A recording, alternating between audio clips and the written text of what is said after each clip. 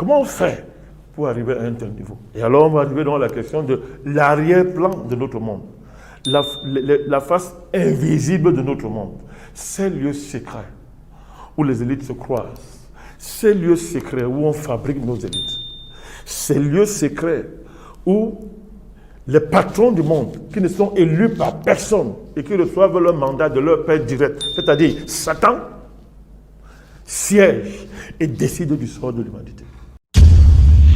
L'adrénochrome. Oui, plusieurs publications sur les réseaux sociaux affirment que des enfants sont torturés et sacrifiés pour récolter une substance produite par leur cerveau, l'adrénochrome. Celui-ci, dérivé de l'adrénaline, serait la drogue la plus puissante du monde dont le marché vaudrait des milliards de dollars. L'adrénochrome existe bien, mais n'est pas une drogue. Elle est synthétisée et vendue légalement. Ce mythe est issu d'une drogue fictive présente dans le roman et le film de Las Vegas Parano. Savez-vous finalement, mesdames, messieurs, aujourd'hui, ils torturent et sacrifient des enfants. Et si on vous disait qu'il existe un marché de plusieurs milliards de dollars pour une drogue dont vous n'avez jamais entendu parler, un marché pour une drogue que l'on ne trouve pas dans le cerveau humain, mais quand l'adrénaline est pompée dans les veines. La drogue la plus puissante du monde s'appelle donc finalement adrénochrome.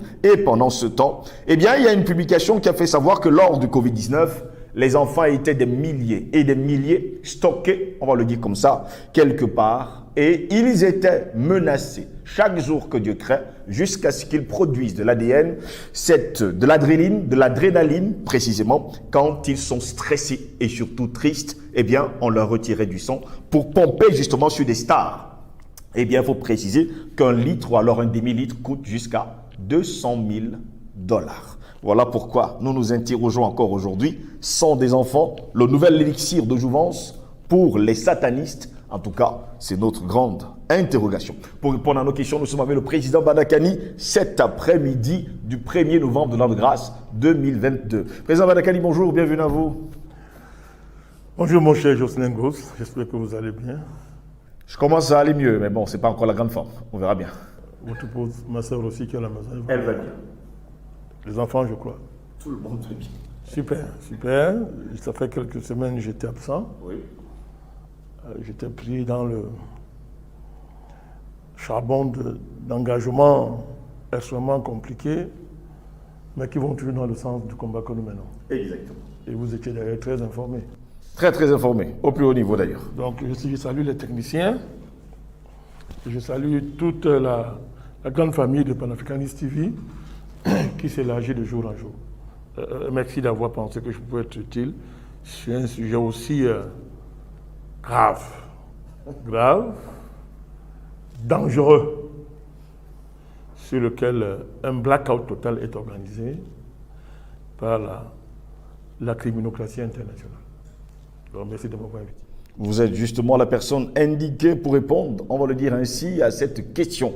Et justement, vous parliez tout à l'heure, président Badakani, de criminocratie dans le monde au cours justement de ce qu'on a appelé la Covid ou le Covid-19. Eh bien, on a découvert finalement, par des informations qui nous parviennent de jour en jour, qu'ils étaient des centaines de milliers d'enfants stockés quelque part. Et d'ailleurs, ça se fait tous les jours. Et certains États, que nous allons taire les noms, sont devenus des pédolandes et utilisent justement le sang de ces enfants quand il atteint justement une longue tristesse qu'ils s'injectent et un demi-litre coûte jusqu'à 200 000 dollars. La question de cet élixir de jouvence que vous convoquez à juste titre ce matin n'est pas compréhensible si on n'interroge pas les structures gouvernantes du monde. Les structures qui produisent nos élites, les élites mondiales, mondialisées, et qui organisent leur rotation, leur succession dans les lieux de commandement, dans les centres de décision mondiales. Oui. Je suis en train de vous parler de la sélection des élites, de leur discipline, de cette forme de militarisation des élites mondialisées qui relèvent d'une armée militaire d'un autre genre. Elles ne peuvent pas désobéir elles obéissent comme dans l'armée. On les tient, elles ont peur, elles sont formatées, n'est-ce pas, pour poser des actes ignobles qui nous surprennent tous. Quand vous regardez le comportement des élites mondialisées qui gouvernent les pays européens, je ne parle pas des pays africains, ce sont des sous-fifres pour la plupart qu'on a en Afrique, mais même là aussi, vous voyez M. Ouattara, pour prendre son cas, vous vous posez la question sur la santé mentale de ces gens-là. Parce qu'ils sont endurcis dans ce qu'ils font. Ils sont décidés. Ils sont déterminés. Oui. Et la contrepartie de ça, c'est l'extrême souffrance des milliards de gens qui sont basculés dans l'infra-humanité, mais ça c'était encore mieux, mais maintenant dont la disparition est programmée. Vous prenez le cas du Covid. Regardez l'Union européenne. Oui. Vous prenez en France. Les preuves maintenant ne sont plus... Les preuves courent les rues. Et les preuves se sont invitées magistralement dans une enceinte, entre guillemets prestigieuse, pour les naïfs, qu'on appelle l'Union européenne. Où la présidente, autoproclamée, est dans le scandale des scandales, avec l'attribution des contrats aux firmes qui fabriquent les vaccins. On nous a vendu un vaccin qui n'était pas un vaccin. Maintenant, le débat est clos à ce niveau, c'est établi, ça s'est discuté. C'est au siège de l'Union européenne, là, en plein séance du Parlement européen, que la vérité a éclaté. On a interrogé le responsable de Pfizer, qui a sans état d'âme. C'est-à-dire que normalement, ils n'ont testé ça nulle part. Et quand, après ça, ils lancent les rumeurs que non, c'était testé dans les pays non européens, non occidentaux. C'est ce que ça veut dire. Dans le contrat, les responsables de Pfizer, bref, tous ceux qui produisent les vaccins, ne sont responsables de rien. Il est interdit de les poursuivre en cas d'effet secondaire. Ils ne répondent pas à leurs actes. Donc, et on observe une surmortalité en Europe, en Australie, liée directement au vaccin. Et comme les médias sont tenus, parce qu'ils sont dirigés par les oligarchies mondialisées, et les journalistes eux-mêmes désormais sont initiés, n'est-ce pas? Blackout. Mais c'est une marée tellement puissante que c'est en train de renverser les digues. La surmortalité. Alors, je trouve la question est celle-ci. Comment peut-on analyser la santé mentale d'individus qui s'asseyent, pensent, élaborent, programment, organisent l'extermination de leurs semblables par millions? Comment on peut appeler ça? Et qui le font sans état d'âme. Leurs sourcils ne bougent même pas. Ils vous regardent droit dans les yeux pour vanter le vaccin, vanter les mesures barrières. Regardez les Macron, les Biden, Trudeau, tous ces gens-là, la criminelle qui est à l'Union européenne. Sans état d'âme, ils ne bougent pas. Mais pendant ce temps, aucun d'eux ne se vaccine. Aucun d'eux n'est vacciné. Jean Lassalle vient de le dire. Mais nous le savons depuis. Nous l'avons dit depuis. Ils ne se vaccinent pas. Aucun d'eux ne se vaccine pas. Tous perçoivent des commissions, des rétrocommissions liées au vaccin. Et pendant le Covid, pendant que d'autres étaient sous l'enfer des mesures barrières, eux, ils faisaient leur fête tranquillement, s'amusaient, dansaient dans des lieux clos, réservés et distingués. Depuis l'histoire de l'humanité, il y a eu des crimes. Il y a eu des crimes contre l'humanité des niveaux très élevés. Le monde n'est pas encore arrivé à ces niveaux. Alors la question, je me répète à dessein, comment on fait pour arriver à un tel niveau? Et alors on va arriver dans la question de l'arrière-plan de notre monde. La face invisible de notre monde. Ces lieux secrets où les élites se croisent. Ces lieux secrets où on fabrique nos élites. Ces lieux secrets où les patrons du monde, qui ne sont élus par personne et qui reçoivent leur mandat de leur père direct, c'est-à-dire Satan, siège et décide du sort de l'humanité. Et on doit organiser un système disciplinaire, surmilitarisé, qui dépasse même l'armée, pour se tenir, éviter des fuites et s'assurer que les élites qui sortent de leur milieu ne trahissent pas. Eh bien, là-bas on fonctionne le bâton et la carotte. Qu'est-ce que le bâton? Le bâton, c'est un ensemble d'initiation. C'est d'initiation. Oui. C'est dans les roses aux croix, les francs-maçonneries, les organisations ésotériques. Tous ces rituels, il y a des étapes, n'est-ce pas, qu'on franchit. Et à un certain niveau d'initiation, on doit passer par des types de rituels, des types des rites initiatiques qui sont terribles, dans lesquels se croisent le pédosatanisme, la pédocriminalité, il dit que se croisent, donc fusionnent, oui. Et des types dons de pratiques, comme celles que vous venez de convoquer, à savoir torturer les enfants et recueillir leur sang en ce moment-là pour consommer. Et ça, c'est la carotte, ça rend jeune. Regardez-les tous. Regardez-les. Ils paraissent fringants, comme on dit chez nous. Ils sont frais. Oui. Ils ont l'air solides. Quand vous les regardez, il faut qu'ils paraissent en bonne santé. Ils doivent se vendre comme ça. C'est-à-dire, il faut qu'ils paraissent, ils doivent être lumineux, brillants, beaux, toujours jeunes. C'est un art de séduction.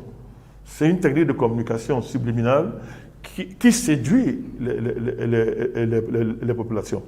Mais toute cette beauté-là apparente masque la putréfaction interne, remplie d'asticots, parce qu'ils consomment le sang qu'on a extrait sur les enfants qu'on a torturés. C'est ça que vous parlez, c'est ça qu'on appelle l'adrénochrome. C'est de ça qu'il s'agit. Alors évidemment, vous savez très bien que c'est un sujet dangereux, je vous ai dit ça. Il est interdit d'en parler. D'abord, ils contrôlent tous les médias du monde, on ne parle pas de ça. Ils essayent donc, comme ils n'arrivent pas à contrôler Internet totalement, qu'est-ce qu'ils font? Ils ont inventé donc une forme de digue intellectuelle, de digue déontologique, le complotisme, le conspirationnisme. Donc tout ce qui parle de ça, on dit vous êtes des conspirationnistes, vous êtes des complotistes, et ce dénigrement universel est tellement sophistiqué, c'est ça qui rend dangereux, n'est-ce pas, l'aventure de quiconque, n'est-ce pas, sur ce terrain de la question, de la situation des enfants, n'est-ce pas, dans le cadre de la production de l'élixir de jouvence. Vous avez convoqué les transfusions sanguines légales. Tout le monde sait, en Afrique du Sud et ailleurs en Europe, quand vous avez un certain âge, vous y allez. Oui. On change votre sang. Vous avez de l'argent, ça se paye, c'est facturé. On change votre sang, vous revenez.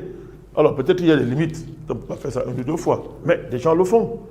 C'est connu, les gens le font. La question est de savoir d'où vient ce sang. Est-ce qu'on dit aux gens que ça va servir à ça? On ne leur dit pas, du tout. On ne dit pas. C'est-à-dire que des campagnes de transfert de sang, n'est-ce pas, de dons de sang sont levées, n'est-ce pas, pour des raisons philanthropico-sanitaires. Ben, nous n'avons aucune maîtrise sur les destinations que prennent ce sang. Il y a encore que il n'est pas démontré que la seule source du sang, ce sont les dons de sang. Ce n'est pas démontré. Au contraire, ce n'est pas démontré. Nous sommes au courant des trafics d'organes qui se font dans le monde. Exactement. Des systèmes sophistiqués qui sont organisés autour de la Méditerranée, par exemple, où les gens qui se noient sont récupérés par des techniques et après les organes vitaux sont prélevés oui. Pour aller organiser les trafics. Vous comprenez? La question des enfants. Vous avez vu l'enjeu de la frontière mexicaine, par exemple, lors des élections aux États-Unis. C'était quoi? En arrière-plan, il y avait la question des enfants. Le monde a connu, ces dernières années, le taux le plus élevé de disparition d'enfants. C'est par millions. Ils vont où? C'est une bombe. Ils vont où? Et des grosses têtes du monde sont impliquées dans ce trafic. Les plus connus, c'est Hillary Clinton, le couple Clinton, par exemple. Mais ils ne sont pas les seuls. Sous couvert d'humanitaire, d'action humanitaire, des gens se livrent à les trafics infâmes d'enfants. Quand vous regardez certaines telenovelas venant d'Amérique latine, vous allez voir que la question de la disparition des enfants ressort beaucoup dans ces films-là. Dans ces films-là. Entre autres sujets qu'il y a là-bas qui nous intéressent pas. Mais quand vous regardez, souvent nous regardons tout pour étudier. Oui, exactement. Parce qu'en Amérique latine, la question des enfants, de disparition, est grave. C'est un fléau grave. Les enfants disparaissent dans le monde, mon cher Ngoz, disparaissent. Et la frontière mexicaine est l'une des frontières où ce trafic se faisait.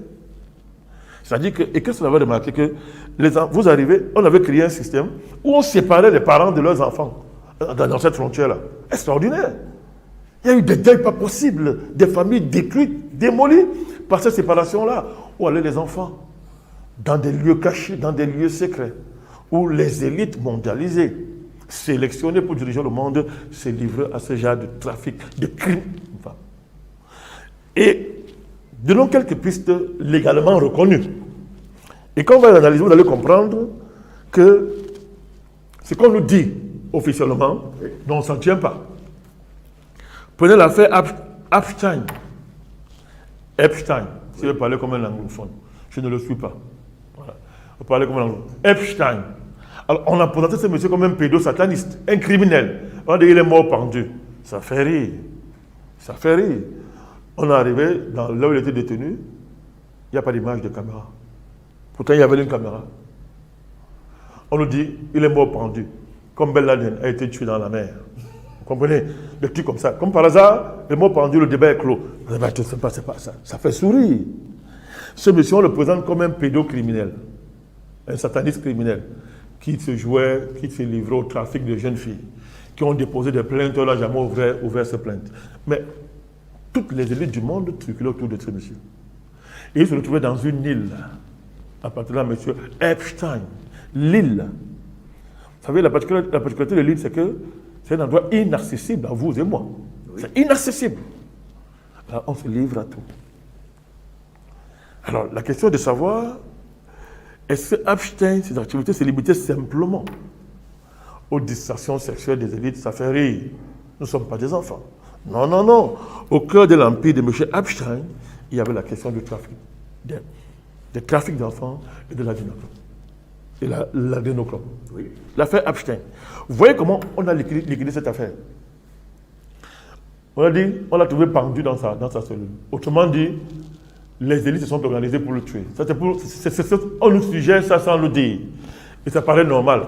Ok, les élites ayant donc peur de scandale, ont donc tué, se sont arrangés pour le tuer. Oui. Et l'affaire est close. Non seulement, Epstein n'est pas mort, parce que nous ne pouvons pas accepter ça. C'est trop gros. Dans une prison ultra sécurisée avec caméra, il est pendu et les caméras disparaissent. Il n'y a pas d'image. Mais comment les caméras ont disparu? Comment on n'a pas d'image? Donc à partir de là, nous on dit qu'il n'est pas mort. Il n'est pas mort. S'ils ne l'ont pas mort, pourquoi on nous dit qu'il est mort?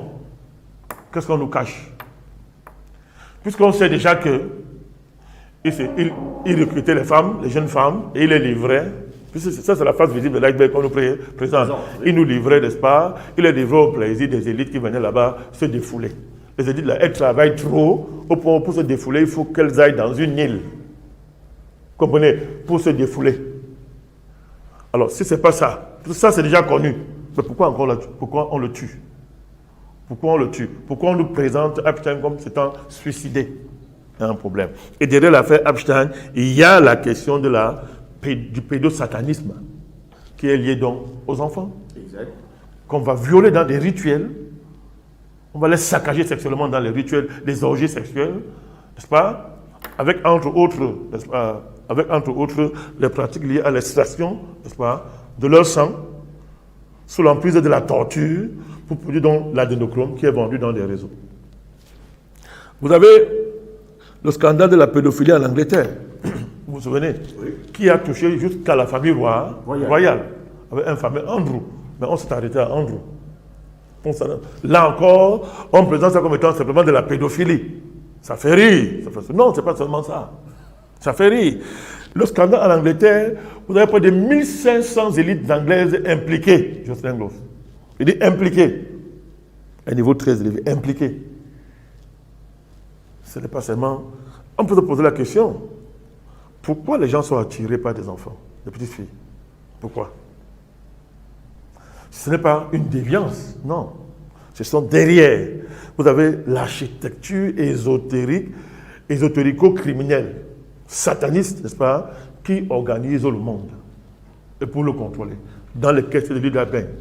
On ne les tient pas ça. Je vais arriver tout à l'heure dans notre scandale, vous allez comprendre qu'elle dit qu'on les tient. Ça.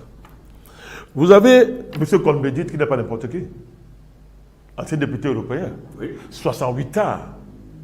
La révolution 68. Oui. Connu. Vanté. Il ne cache pas. Lui et certains hommes politiques allemands, ils vantent les bienfaits de la pédophilie et demandent qu'on légalise ça.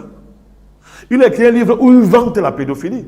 S'il a créé un scandale en Allemagne, on fait semblant d'être un scandale. Mais, comme me dites, n'a été que le porte-parole des pratiques qui sont comment dire ça, répandues au sein de l'élite allemande, politique allemande. Ils ont fait semblant, les saints n'y touchent là, les saints n'y touchent. Ils ont fait semblant de condamner au scandale. Comme me dit, c'est retiré de la politique, on ne parle plus de ça. Mais non, la vague, la lame de fond est puissante. La fait qu'on me dit. Pourquoi, n'est-ce pas, M. Macron peut demander, dans une loi, qu'on vote une loi où la sexualité d'un enfant est reconnue à partir de 4 ans. On parle bien sûr du consentement sexuel. Utilisons pas leur mot. Vous m'expliquez pourquoi? Qu'est-ce qu'il y a dans la tête de ce type, porte-parole de cette oligarchie mondiale, pour nous faire croire, pour oser venir dans une assemblée, pour poser une loi où on dit qu'à partir de 4 ans, l'enfant peut consentir à des actes de consentement sexuel. Et on fait semblant de débattre, on arrive à 13 ans. Mais le fait d'accepter 13 ans montre que nous sommes foutus déjà. La France n'est plus un pays, pour citer que le cas de la France. À 13 ans, qu'est-ce qu'un enfant à 13 ans peut comprendre dans les relations sexuelles? On n'est pas qu'on est en train de légaliser. Il est question de légaliser la pédophilie. Oui, mais ça c'est la partie visible. Si on légalise la pédophilie, on est très avancé pour couvrir, n'est-ce pas, les pratiques graves qui sont derrière l'obtention de l'adénochrome. Je veux que vous compreniez le lien. La pédocriminalité cache le pédosatanisme. Il faut bien comprendre. C'est-à-dire, il y a la pédocriminalité.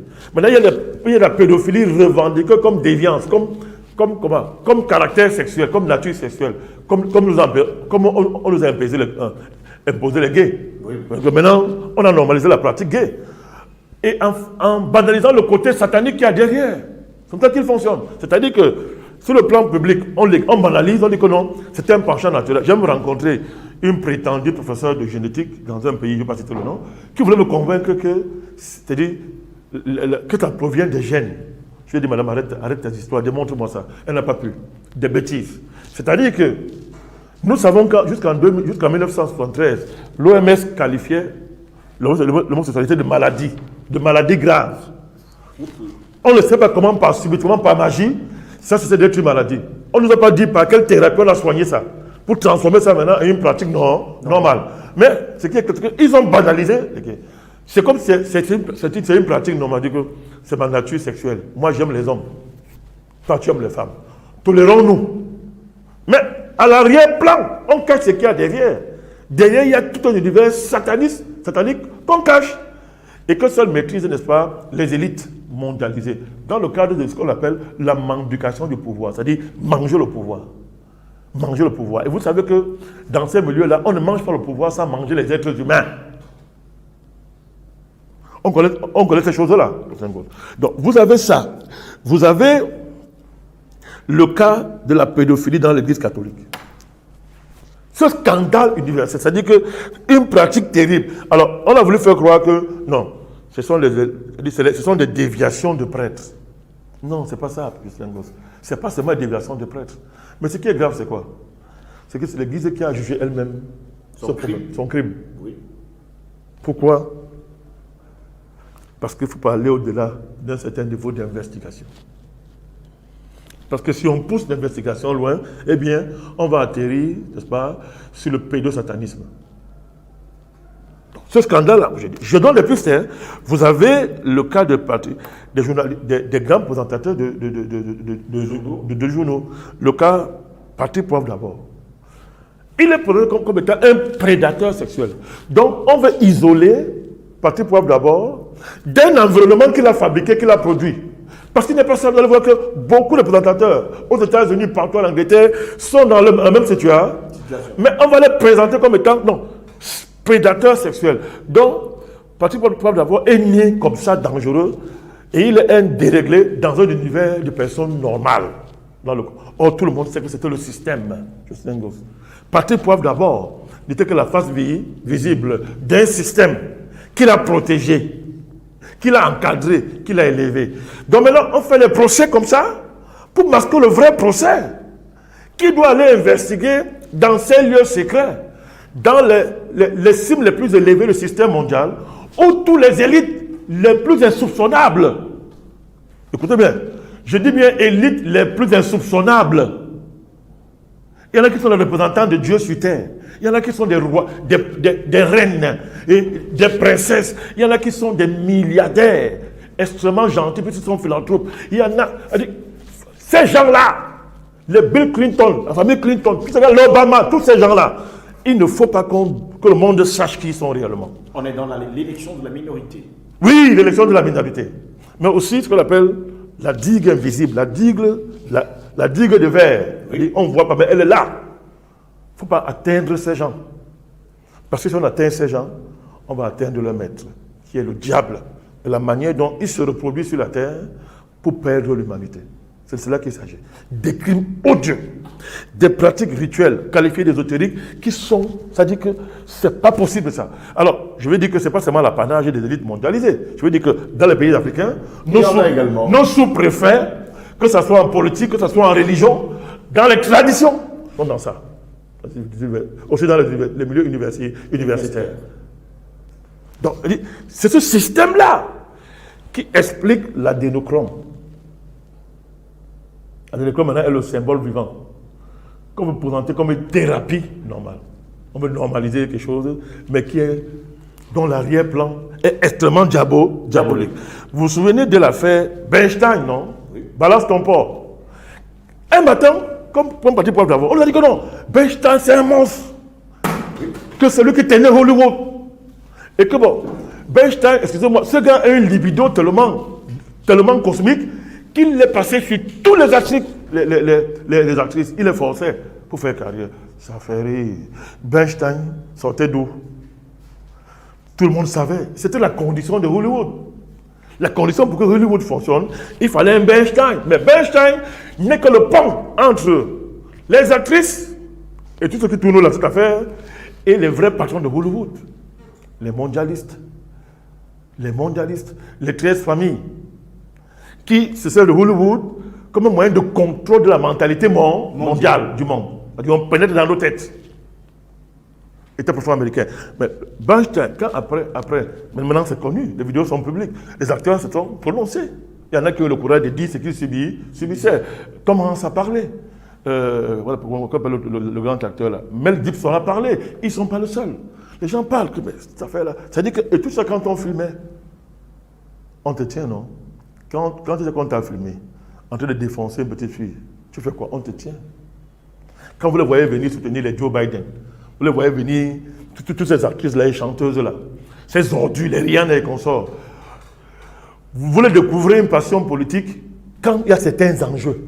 Et surtout les footballeurs. Très bien, j'allais bien ces gens-là. Les footballeurs, ils sont dedans. Le football est le lieu par excellence où les mondialistes, les satanistes, les mondialo-satanistes opèrent à travers les stars de football. Regardez les pratiques des stars de football. Regardez leurs pratiques sexuelles. Regardez les droits qu'on les octroie. Ce qu'on vous interdit, vous, de faire. Eux, ils font ça. On les enrichit. Et ils ont l'autorisation de chasser, de faire de la prédation sexuelle, de faire des orgies. Quand il dit orgie, homosexuelle, machin, bizarre, toutes ces choses-là.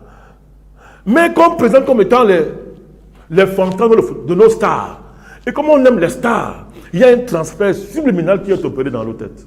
Et vous vous trouvez matin de voir comment, dans votre société, les gens viennent vous dire non, il faut tolérer ça. Toi, tu aimes les hommes, j'aime les femmes, c'est la vie. Même Dieu est d'accord avec ça, il faut qu'on tolère. Soyons tolérants. Non, on ne tolère pas. Il y a des frontières qu'on ne traverse pas. Quand on les traverse, on n'est plus des humains. On n'a plus aucun rapport avec le vrai Dieu. C'est Satan qui devient votre maître. Voilà comment subtilement, on satanise la société mondiale. Et on la livre, n'est-ce pas, à ces gens qui viennent vous dire un matin que la bête de l'événement est là. Et elle arrive. Et elle arrive. Qui vous le dit? Le président de la France.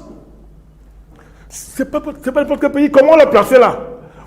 Quand vous analysez l'histoire de la France depuis 30 ans, vous comprenez comment on a préparé l'arrivée du gars. Et comment on a sacrifié certaines élites françaises qui le dépassaient de très loin en termes de valeur. On les a sacrifiés, on les a détruits pour qu'ils deviennent présidents. Pour vous dire ce qu'il vous a dit, à bon entendeur, salut, que la bête de l'événement est là, que notre génération doit se préparer à la recevoir. Ce n'est pas des phrases anonymes, je sais un gosse. Mais ça vient marquer une évolution qui a atteint son stade suprême et qui se traduit et dont l'adénochrome n'est que le signe. Terminons avant le fils de Joe Biden. Terminons. Oui. Ah ben alors, on ouvre les procès partout, non? Pourquoi on ouvre le procès de fils Hunter Biden? Vous avez vu les photos? Il n'y a pas de débat. On les a diffusées d'ailleurs. Bon, ok. Non seulement il est corrompu dans l'aspect politique de la corruption, mais sa corruption est le symbole de la corruption faite chair. Sa dépravation mentale et morale n'est que l'expression, n'est que l'image de cette high society dont son père est des parrains. Cet amour pour des jeunes enfants, pour des petits enfants. Qu'on maquille. Qu'on maquille, n'est-ce pas? Tout ça est qu'on met des porte-à-tête. Ouais, tout ça est consort. Voilà la famille Joe Biden. Voilà la famille du leader éclairé du monde libre. Ce n'est pas le hasard. Ce n'est pas que non, ça peut arriver dans une famille. Non. Regardez la trajectoire du père. Analysez très bien les pratiques du père pour arriver où il est arrivé. Vous allez raciste. Allez comprendre d'où vient Hunter Biden. C'est une pauvre victime. Un jouet dans les mains de son père. Pour assurer sa carrière politique. Qui est structuré autour de toutes ces pratiques-là, mon cher José Ngos. Et c'est le problème du monde. Nous sommes dirigés par des déréglés mentaux. Nous sommes dirigés par des gens qui ont pris le parti pris ouvertement de Satan. Si vous avez nié que Satan existait, eh bien vous l'avez devant vous. Allez donc analyser l'adénochrome, allez analyser le Covid, allez analyser la pédophilie, allez analyser les LGBT, Q+, machin, tout ça, tu me dis ça mieux que moi. Analysez tout ça, et dites-moi ce que ça signifie et d'où ça vient. Et quel est le monde dans lequel on veut nous amener, mon cher José Ngos. Heureusement, les lois universelles, telles qu'établies par le vrai Dieu, se chargent de détruire cette espèce, c'est-à-dire cette espèce qui a les apparences de l'humanité, mais qui n'en est pas une. Merci à vous, Président Vanakani, d'avoir été des nôtres. C'est moi qui vous remercie. Comme le déclarait haut et fort Noriega, quand on flirte avec le diable, on sait quand ça commence, mais jamais quand ça se termine.